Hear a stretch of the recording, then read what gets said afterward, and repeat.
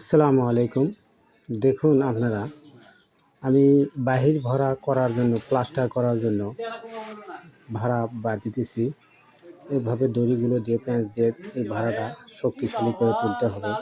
কেননা আমাদের একটা ভুলের কারণে অনেক সময় আমাদের ক্ষতি হয়ে যায়। দেখুন, এভাবেই ভাড়াটা বেঁধে নিলে, এরকম ফাঁক করে নিয়ে বাঁশ দিয়ে, ঠেল দিয়ে বা টানাটুনো দিয়ে রাখতে হয়, যেন ভাড়াটা অন্যদিকে